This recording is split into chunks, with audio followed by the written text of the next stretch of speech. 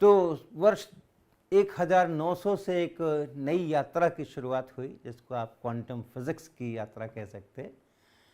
Planck ने एक नया हाइपोथेसिस दिया रेडिएशन के बारे में, और वहाँ से क्वांटम डिफाइन हुआ, जो कि रेडिएशन के वेव कैरेक्टर को और एक पार्टिकल कैरेक्टर को कनेक्ट कर रहा था, जो एमिशन हो सकते हैं या एब्जॉर्प्शंस हो सकते हैं। न्यू फ्रीक्वेंसी की अगर लाइट एमिट होनी है या रेडिएशन एमिट होना है, तो उसको एक integral multiple of H new इतने में ही एमिट किया जा सकता है और इतने में ही एब्जॉर्ब किया जा सकता है। इस प्रकार की एक धारणा वहाँ से निकल करके आई, जिसके आधार पर ब्लैक बॉडी रेडिएशन की पूरी समस्या का समाधान हुआ, और उसी के आधार पे फोटो इलेक्ट्रिक इफेक्ट की भी समस्या का समाधान हुआ। और लाइट डिफ्रैक्शन भी करती है, वेव्स भी है, और फोटो इलेक्ट्रिक इफेक्ट में वो पार्टिकल्स के रूप में भी आती है। तो ऐसा एक वेव और पार्टिकल का सह अस्तित्व ये आइंस्टीन के काम में से निकल करके आया। इसी क्रम को और आगे बढ़ाते हैं और 1911, 12, 13 के आसपास चलते हैं, और नील्स बोर्स ने हाइड्रोजन के लिए एक मॉडल दिया, बोर्स मॉडल ऑफ हाइड्रोजन। आज भी हम लोग स्कूलों के अंदर में उसको पढ़ते हैं, टेक्स्ट बुक्स के अंदर में, तो उसकी थोड़ी चर्चा हम लोग आज करेंगे। तो हाइड्रोजन के स्पेक्ट्रम के बारे में जो एक्सपेरिमेंटल जानकारियां थीं वो कुछ इस प्रकार की थी, और वो भी एक बहुत बड़ा पजल था। और वो ये थी कि अगर आप हाइड्रोजन लें, किसी ट्यूब में कहीं एक हाइड्रोजन लें और फिर इलेक्ट्रिक स्पार्क्स लगा करके और कुछ करके वोल्टेज क्रिएट करके इलेक्ट्रोड डाल करके इसमें से रोशनी निकालें, इसमें से रेडिएशन आए, और तब उसका वेवलेंथ नापें, तो जो उस समय की जानकारियां थी उसके अनुसार विजिबल रेंज के अंदर में 4 वेवलेंथ्स आती थी, और वो 4 वेवलेंथ्स थी 656 नैनोमीटर, फिर 486 नैनोमीटर, फिर 434 नैनोमीटर, और फिर 410 नैनोमीटर। और बहुत बड़ा सवाल था ये कि ये 4 ही क्यों, इसके बीच की और क्यों नहीं। और काफ़ी शार्प, उस समय जितना रिजोल्यूशन था स्पेक्ट्रोमीटर वगैरह का उसके अनुसार काफ़ी शार्प। 656 है, 486 है, 490 नहीं है, 510 नहीं है, 515 नहीं है, 540 नहीं है, 620 नहीं है, सीधा 656। तो ये डिस्क्रीट वेवलेंथ्स, ये अलग अलग वेवलेंथ्स ही क्यों हैं, ये भी एक बहुत बड़ा पजल था। और एक बामर फार्मूला उपलब्ध था। बामर खुद एक मैथमेटिक्स के स्कूल टीचर हुआ करते थे, और उन्होंने नंबर्स को लेकर के और एक फार्मूला इजाद किया, जिसमें था कि जो ये वेवलेंथ है वो कैसे मिल सकते हैं आपको। तो 1/λ बराबर कुछ कांस्टेंट टाइम्स 1/2 स्क्वायर और -1/n स्क्वायर कर दें अगर, और इस n की जगह पर आप 3, 4, 5, 6 रख दें और सुटेबल r चूज कर ले, तो ये 3, 4, 5, 6 रखने से आपको ये वेवलेंथ्स प्राप्त हो जाएंगे। ऐसा एक मैथमेटिकल एक्सप्रेशन इनके लिए बामर ने भी निकाल कर रखा हुआ था। लेकिन उसकी फिजिक्स क्या है, क्यों ऐसा हो रहा है, ये एक बहुत बड़ा सवाल था। और नील्स बोर ने इस सवाल को हल किया। 1913 में उन्होंने ये प्रेजेंट किया फिलोसॉफिकल मैगजीन के अंदर, और उनका प्रेरणा कहां से मिली उनको, उसी प्लैंक्स रेडिएशन लॉ के असम्पशन से। तो कुछ इस प्रकार की शुरुआत है। अगर आप उनके ओरिजिनल पेपर्स को देखें कि न्यूक्लियस है, न्यूक्लियस पर कुछ चार्ज है, प्लस ई चार्ज है, प्रोटॉन है, हाइड्रोजन की बात हो रही है, हाइड्रोजन एटम की, तो प्रोटॉन है, और इलेक्ट्रॉन जो है वो उसके बाहर है। और वो इलेक्ट्रॉन अगर बहुत दूर होता, इससे बहुत दूर होता, तो उस समय की एनर्जी को शून्य कहते, 0 कहते।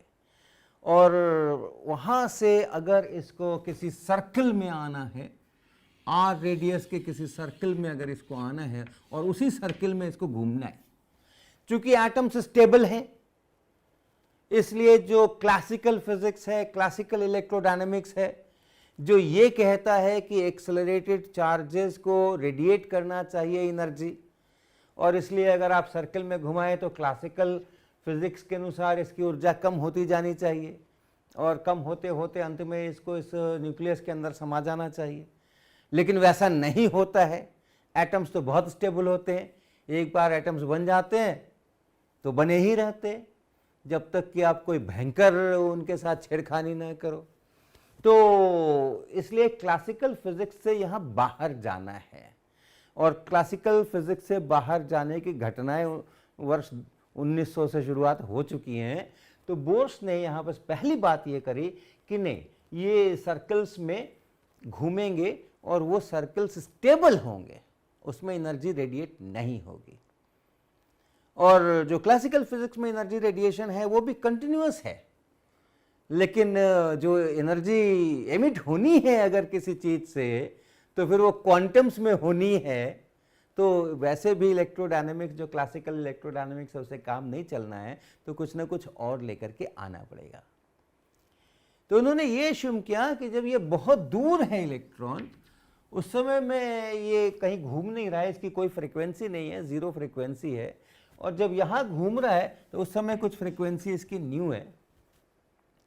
तो यहाँ से और यहाँ के अंदर में जो एनर्जी का डिफरेंस है, जो एमिट हुई है एनर्जी, अगर यहाँ से यहाँ आना है तो उसको एनर्जी जो कम हुई है, वो एनर्जी उन्होंने प्लैंक के रेडिएशन लॉ के अनुसार उसको जोड़ा।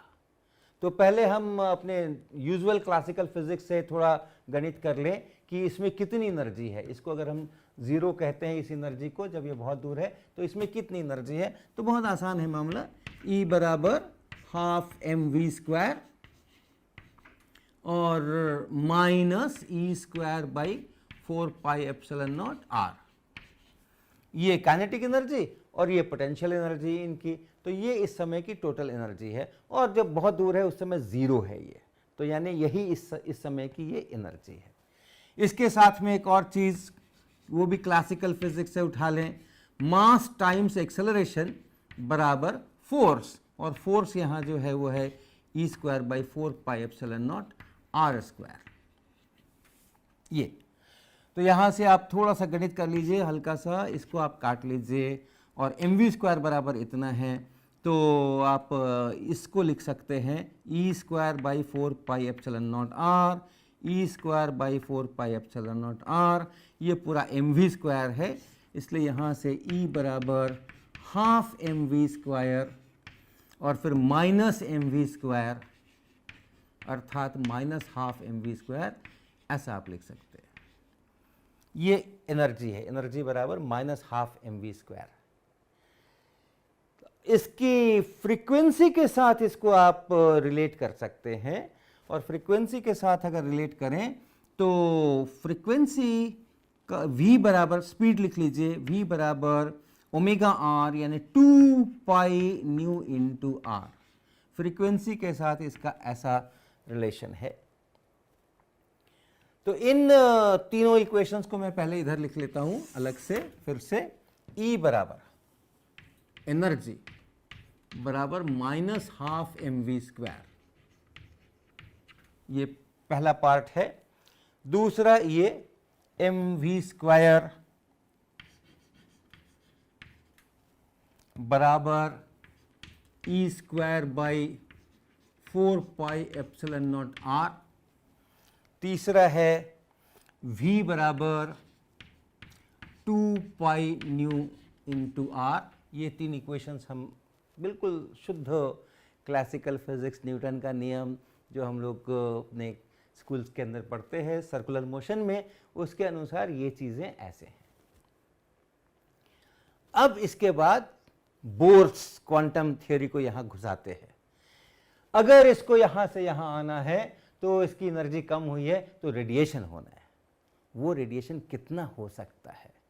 तो चूंकि यहाँ पर कोई फ्रीक्वेंसी नहीं है, यहाँ पर न्यू फ्रीक्वेंसी है, और अगर न्यू फ्रीक्वेंसी से उसको चलना है तो न्यू उससे निकलने वाले रेडिएशन की फ्रीक्वेंसी ये मानी जा सकती है या उम्मीद की जा सकती है, लेकिन यहाँ पे तो फ्रीक्वेंसी 0 से न्यू हुई है, तो न्यू बाई 2 इस फ्रीक्वेंसी का रेडिएशन अगर निकलता तो कितना एनर्जी निकलती एक बार के अंदर में। और उसके लिए फिर वो क्वांटम का सिद्धांत लेते हैं कि जो एनर्जी निकलती -E बराबर क्या होता, वो होता n times h times new by 2। New by 2 उन्होंने यहीं पर एजम्पशन है, ये पूरा एजम्पशन है कि ये 0 फ्रीक्वेंसी थी, यहाँ न्यू फ्रीक्वेंसी है, तो न्यू बाई 2 फ्रीक्वेंसी ली। और अगर न्यू बाई 2 फ्रीक्वेंसी का रेडिएशन एमिट होना है तो उसकी ऊर्जा h times Planck's constant times frequency, उसका इंटीग्रल मल्टीपल होना चाहिए। अब इन 4 इक्वेशंस में से हम क्या चाहते हैं, क्या निकालना चाहते हैं? हम इस एनर्जी को, इस ऊर्जा को निकालना चाहते हैं इन टर्म्स ऑफ ये n जो हमारा है। इसके लिए हमें क्या करना पड़ेगा, क्या एक्स्ट्रा है, v एक्स्ट्रा है, तो इलिमिनेट करें। ओके, इलिमिनेट करें, क्या क्या, v को इलिमिनेट करें, फिर इस r को इलिमिनेट करें, फिर इस न्यू को इलिमिनेट करें। इन 3 चीज़ों को हम इसमें से इलिमिनेट करना चाहेंगे, तब हमारे पास इस एनर्जी के लिए एक एक्सप्रेशन आएगा। तो उसको देखें। तो सबसे पहले हम इस न्यू को इलिमिनेट कर देते हैं, और इन 2 इक्वेशंस को अगर आप साथ में देखें और यहाँ से न्यू हटाने की कोशिश करें तो क्या मिलता है, न्यू बराबर v by 2 pi r, new बराबर v बाई 2 पाई r। और इस को हम यहाँ पर रखें तो -E बराबर NH बाई 2 न्यू, और न्यू के स्थान पर हम लिखते हैं v यहाँ और 2 पाई r यहाँ। तो हमने इन दोनों इक्वेशन का इस्तेमाल कर लिया, यहाँ कहीं न्यू नहीं है, और अब इन 2 की जगह हमारे पास ये तीसरा इक्वेशन आ गया है। अब अगला r को देखें, r कहाँ कहाँ है, r यहाँ है और यहाँ है, इसमें r नहीं है। इन दोनों से r को इलिमिनेट करने की कोशिश करें, तो यहाँ से 1 बाई r लिखें और यहाँ से 1 बाई r लिखें और उसको बराबर कर दें। तो क्या दिखता है, यहाँ से 1 बाई r लिखेंगे तो क्या होगा, 1 बाई r बराबर, ये 1 बाई r बराबर, ये सब कुछ इधर जाएगा, mv स्क्वायर तो है ही, इसको गुना करेंगे हम 4 पाई एप्सिलॉन नॉट से, 4 पाई एप्सिलॉन नॉट से, और फिर इसको हम भाग लगाएंगे इस e स्क्वायर से, तो ये 1 बाई r यहाँ से मिलेगा। और यहाँ से अगर 1 बाई r लिखते हैं तो क्या होगा, यहाँ से अगर 1 बाई r लिखते हैं तो वो होगा, ये 1 बाई r है, ये 4 पाई है, -4 पाई e, -4 पाई e, और तब उसके ऊपर भाग इसका NHV से, तो NH और V, ये यहाँ से 1 बाई r आ रहा है। और इन दोनों को आप बराबर कर दें, इन दोनों 1 बाई r को, तो वैसी हालत में हम r से मुक्ति पाएंगे। तो अब हमारा अगर उसको भी हम कर दें तो क्या इक्वेशन बनता है, देखिए, ये 4 पाई एप्सिलॉन नॉट और फिर mv स्क्वायर और बटा e स्क्वायर बराबर -4 पाई e, तो -4 पाई e और उसका बटा NHV,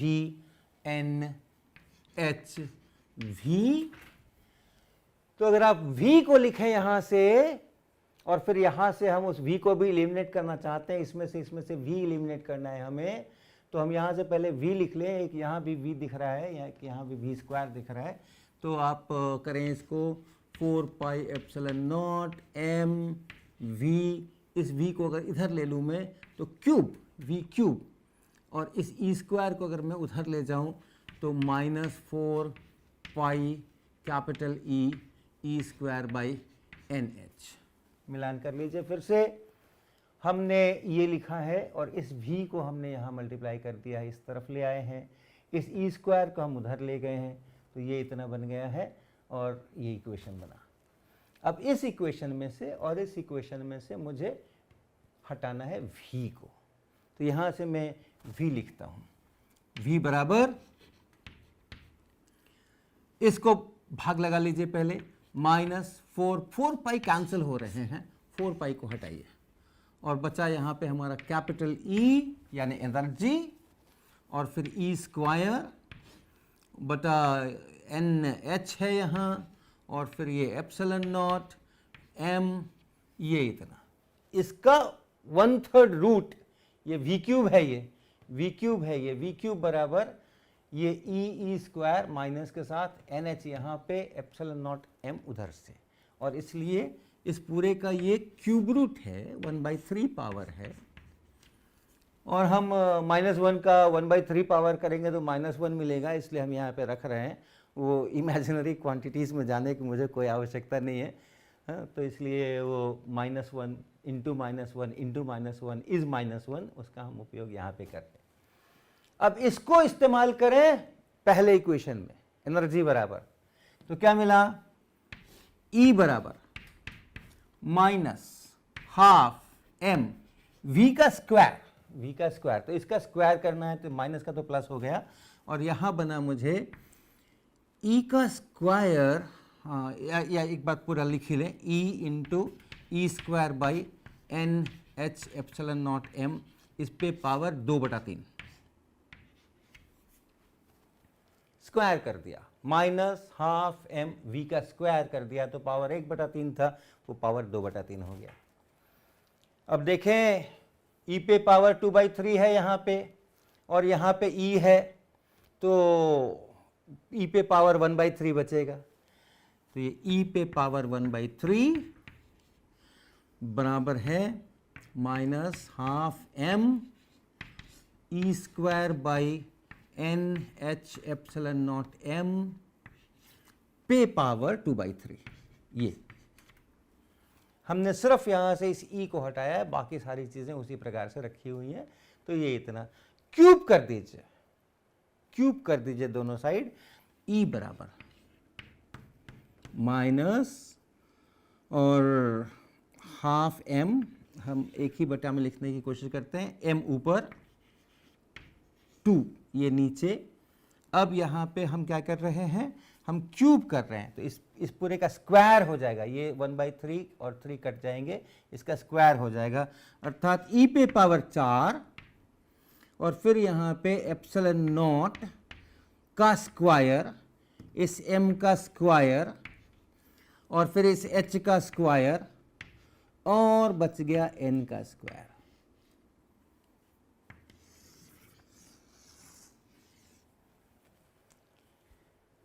तो अगर इसने n टाइम्स जो बेसिक क्वांटम है h/2 इतनी ऊर्जा एमिट की यहाँ से यहाँ आने में, तो उसकी अंतिम ऊर्जा इतनी होनी चाहिए।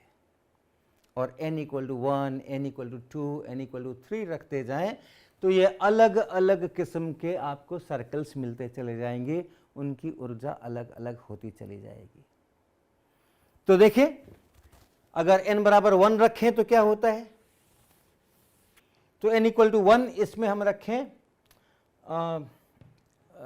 इसको हमने क्यूब किया यहाँ पे, हाँ इसका क्यूब नहीं किया हमने, जब इसको क्यूब करेंगे तो इस 1/2 का क्यूब 1/8 हो जाएगा, और इस m का क्यूब यहाँ m का क्यूब हो जाएगा, और तब ये m स्क्वायर इस क्यूब को काट करके m × E4 बनाएगा।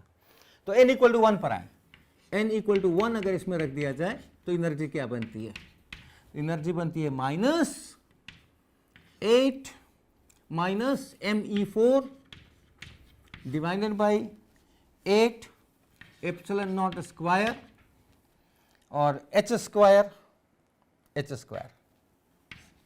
ये बनती है इसकी ऊर्जा n = 1 रखने पर।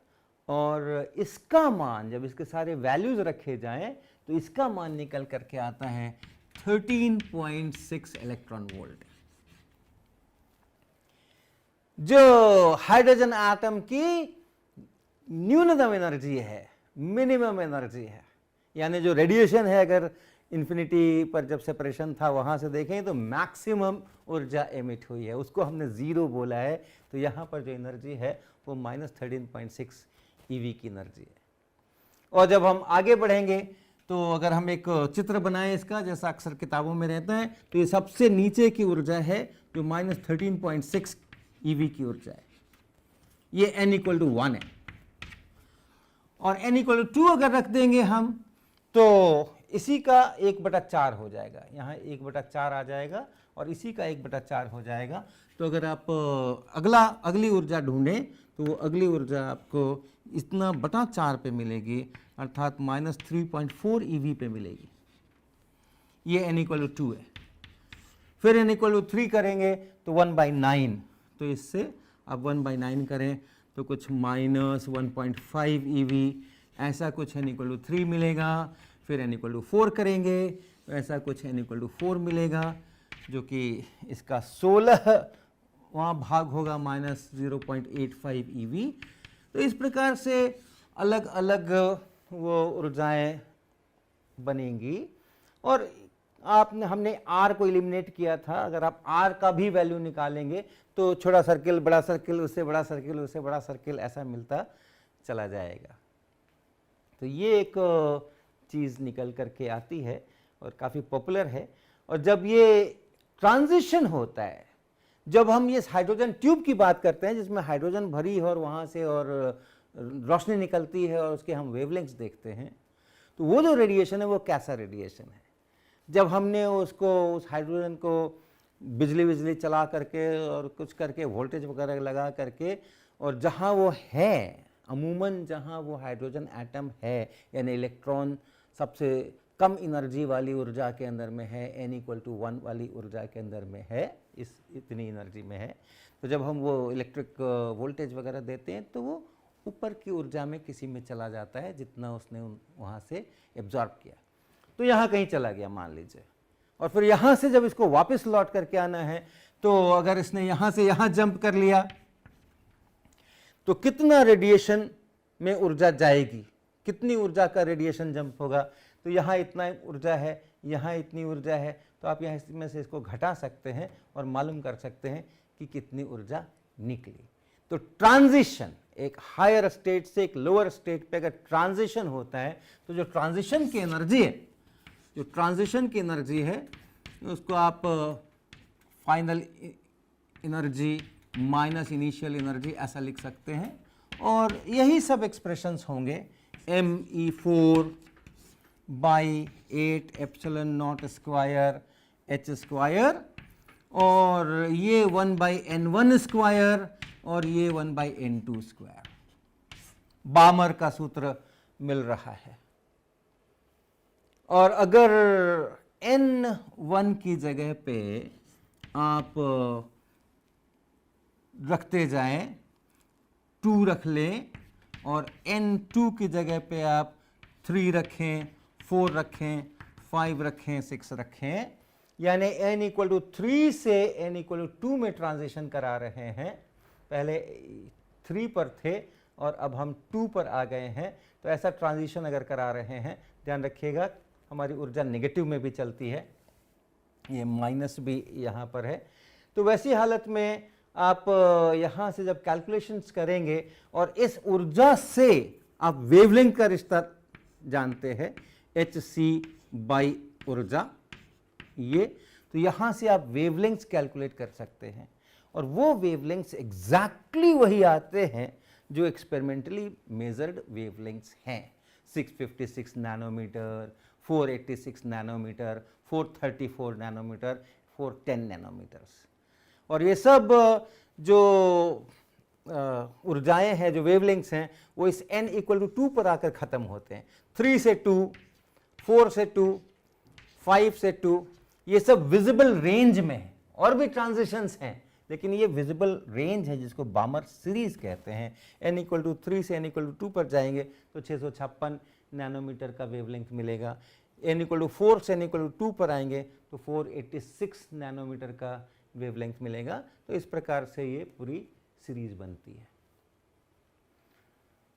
तो अच्छा, आपने एक चीज़ और देखी होगी अपनी किताबों में, जब बोर्स थ्योरी पढ़ते हैं तो ऐसा नहीं करते हैं, जैसा हमने अभी किया वैसा नहीं करते हैं। वहाँ क्या करते हैं, वहाँ बताते हैं कि बोर का पोस्टुलेट है कि वो सर्कुलर ऑर्बिट्स स्टेबल होते हैं जिनमें एंगुलर मोमेंटम, कोणीय संवेग, ये h/2π का इंटीग्रल मल्टीपल होता है, उसका गुणक होता है। तो ये भी बड़ी रोचक सी बात है कि ये सारा सब कुछ आप प्राप्त कर सकते हैं और करते हैं टेक्स्ट बुक्स के अंदर में, ये बताकर कि जो एंगुलर मोमेंटम है L बराबर m into v into r, इसको होना चाहिए h/2π का इंटीग्रल मल्टीपल, ऐसा। तो जो चौथा इक्वेशन हमने लिखा था उसकी जगह ये भी अगर आप लिख करके चलेंगे तो आपको यही सारे परिणाम मिलेंगे, और ऐसा ही टेक्स्ट बुक में किया भी जाता है और दोनों में बहुत ज़्यादा समस्या नहीं है, आप ऐसे भी कर सकते हो। लेकिन हिस्टोरिकली नील्स बोर ने जो किया था वो मैं आपको बता रहा हूँ। उनका जो पब्लिकेशन है 1913 का, उसमें पृष्ठ 5 पर उन्होंने वो इक्वेशंस लिखे हैं जो मैंने अभी यहाँ पर किए हैं, और उसके बाद उसमें से कैलकुलेशंस करके ये सारी चीज़ें बताई हैं। और सब कुछ हो जाने के बाद 14 नंबर पेज पर उन्होंने इसका उपयोग करके दिखाया है कि एंगुलर मोमेंटम nh/2π होगा। तो आप यहाँ से भी शुरू करोगे तो भी वही चीज़ें मिलेंगी। आप जो हमने चौथा इक्वेशंस लिखा था E बराबर n टाइम्स h ν/2, वहाँ से भी शुरू करोगे तो भी वही चीज़ें मिलेंगी, क्योंकि उन्हीं ऑर्बिट्स में ये भी ऐसा होता है। ये भी उस बोर्ड के ने पॉइंट आउट किया है कि ये भी ऐसा हो जाएगा। तो ये चीज़ें हमने शुरुआत जब क्वांटम मैकेनिक्स बन रहा था और चीज़ें निकल करके आ रही थी, उस समय की थोड़ी सी ऐतिहासिक घटनाएं हमने आपको बताई हैं, और भी बहुत सारी चीज़ें हैं।